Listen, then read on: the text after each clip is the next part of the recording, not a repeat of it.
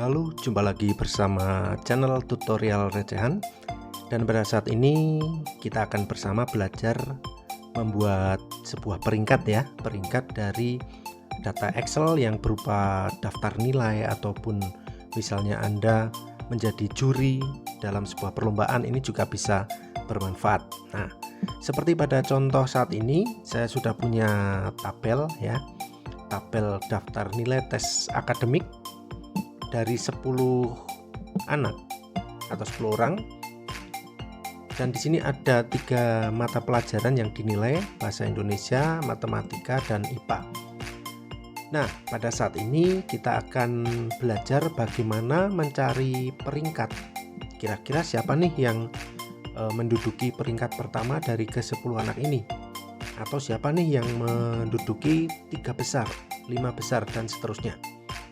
Baik, sebelum saya lanjutkan, silahkan bantu subscribe, like maupun komen ya, supaya saya lebih semangat lagi dalam membuat konten-konten selanjutnya. Langsung saja, saat ini sudah ada data Excel seperti ini, data nilai ya. Kita sebelum mencari peringkat tentu harus tahu dulu jumlah dari nilai masing-masing anak. Bisa dicari jumlahnya atau rata-ratanya. Ya, kita akan coba dua-duanya ya di sini ya. Nah, kita merger dulu, kita blok, kita merger jumlah nilai. Nah, supaya rapi, kita klik, kemudian klik ini. Ya, kemudian wrap text. Nah, supaya dia atas bawah seperti ini ya, kita bold supaya lebih jelas. Untuk mencari jumlah nilai menggunakan rumus yang sederhana. Oh ya, rumus-rumus sederhana besok akan saya buat kontennya tersendiri ya, ini kemarin belum sempat membuat.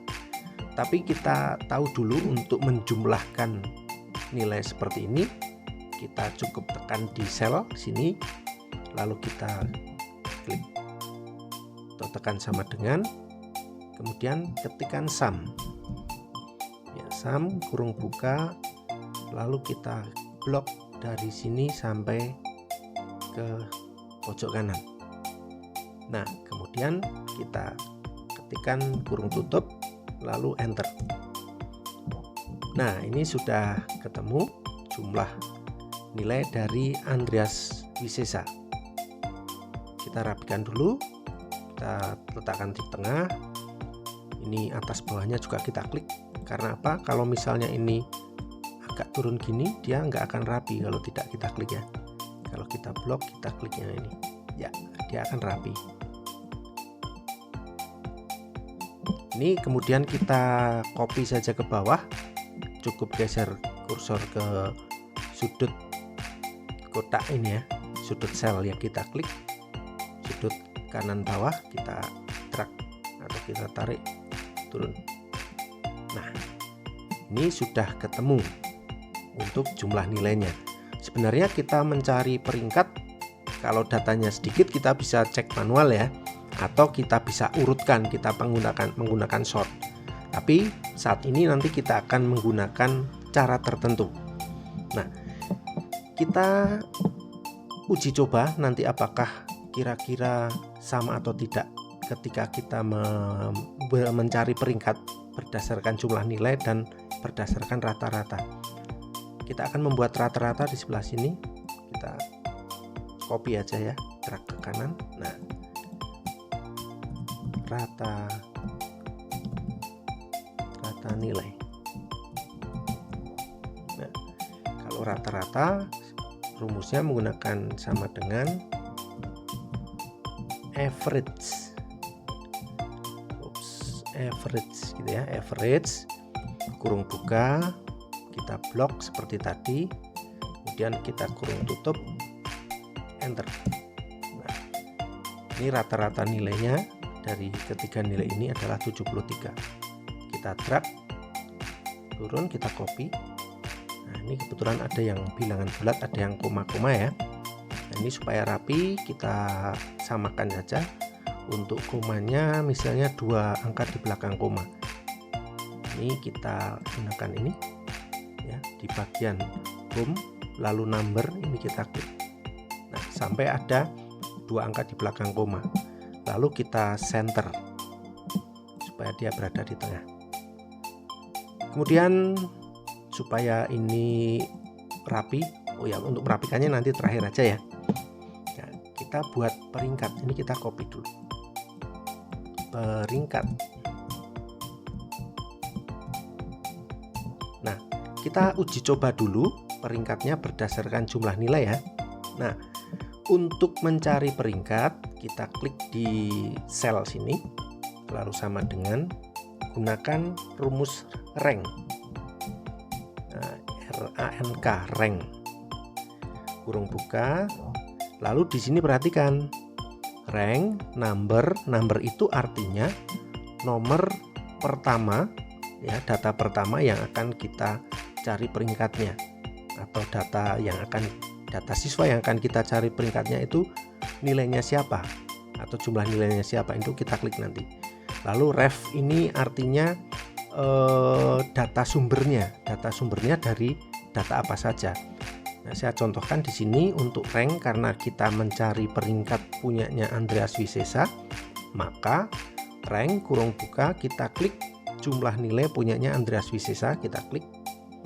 Kemudian kita tekan titik koma. Ya, ini perhatikan titik koma atau koma nanti menyesuaikan format Excel dari punya teman-teman ya. Nah, ini kebetulan punya saya menggunakan titik koma, maka ini titik koma. Kemudian refnya. Ref itu adalah ini, data seluruh siswa atau data jumlah nilai seluruh siswa dari atas ini, dari nomor 1 sampai nomor terakhir. Karena di sini ada 10 siswa saja, maka kita blok dari siswa pertama, ya ini jumlah nilainya ya, kita blok sampai ke siswa terakhir. Kemudian yang tidak kalah penting, ketika kita menentukan ref ini ya, ini kita beri dulu tanda dolar. Nah, cara cepat memberi tanda dolar, kita pencet di keyboard kita ya. Kalau menggunakan laptop bisa kalian tekan Fn kemudian F4. Kalau menggunakan keyboard yang seperti biasa dipakai pada PC, itu cukup pencet F4 saja. Nah, ini otomatis dolar akan muncul di depan F dan 4. Kemudian di sini juga sama, kita tekan Fn F4. Ini karena saya menggunakan laptop. Nah, sudah muncul dolar seperti ini. Ini artinya atau fungsinya ketika nanti kita copy turun, seperti tadi kan kita copy ya, kita drag, ini juga kita drag. Ini data referensinya atau refnya ini tidak akan pernah berubah ya, dia akan selalu sama seperti ini, freeze gitu ya istilahnya. Kemudian kita pencet lagi pemisah ini ya, nanti akan ada ordernya. Kita pencet titik koma, ordernya descending. Descending ini artinya peringkatnya nanti berdasarkan data atau jumlah nilai terbanyak. Itu kalau terbanyak nanti dia peringkat 1, terbanyak kedua peringkat 2. Kalau ascending sebaliknya, semakin kecil atau mengurutkan data berdasarkan atau mengurutkan peringkat data berdasarkan nilai yang terkecil terlebih dahulu.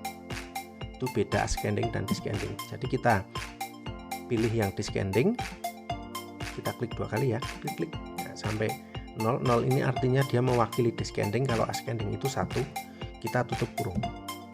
Nah, kita enter. Oh, berarti Andreas Wisesa itu menempati peringkat ke 9. Lalu kita tinggal drag turun.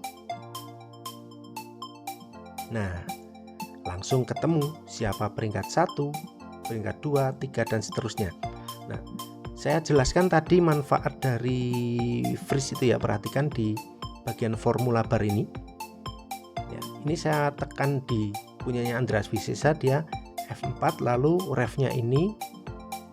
Kemudian kalau kita tekan di bawahnya, nah F5 nya atau F nya berubah, F5 karena dia berdasarkan data ini. Dia membaca data ini dulu, baru refnya tetap sama. Dia membaca data dari 1 sampai 10. Demikian seterusnya sampai bawah.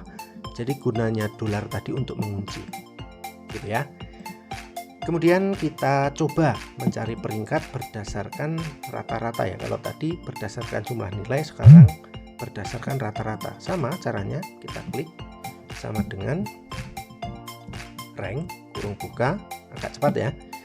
Kemudian kita klik sini, lalu kita klik titik koma, kita pilih ya, kita drag.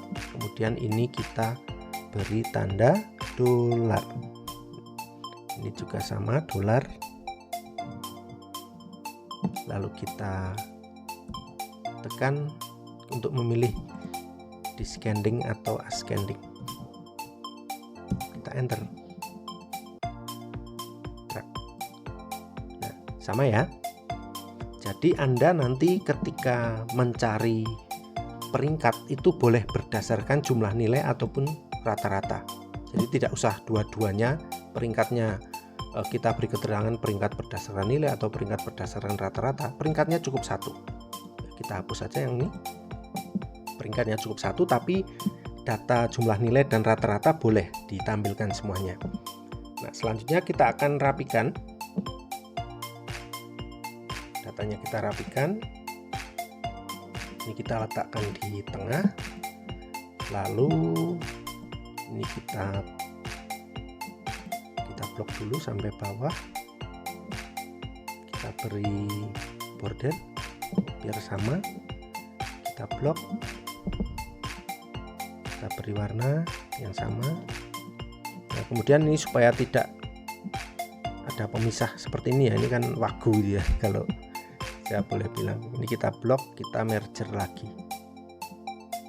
Nah, jadi dia berada persis di tengah-tengah data ini.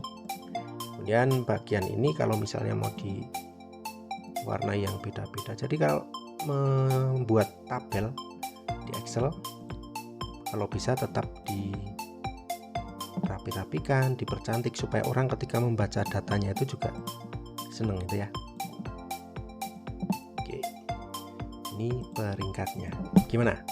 Gampang kan? Jadi ini sekali lagi bisa nanti dimanfaatkan oleh rekan-rekan, apalagi yang berprofesi sebagai guru, biasanya diminta untuk mencari peringkat dari masing-masing siswanya. Atau yang tadi saya sampaikan, misalnya diberi tugas untuk menjadi juri juga bisa ya, lomba apa, kriteria penilaiannya apa, nanti bisa dituliskan di sini, dicari jumlah nilainya baru peringkatnya. Baik, sekian tutorial pada hari ini atau saat ini. Sampai jumpa lagi di tutorial selanjutnya. Sekali lagi tetap dukung channel ini supaya terus berkembang, saya bisa terus berbagi dan Anda juga terus bisa belajar bersama saya. Bye.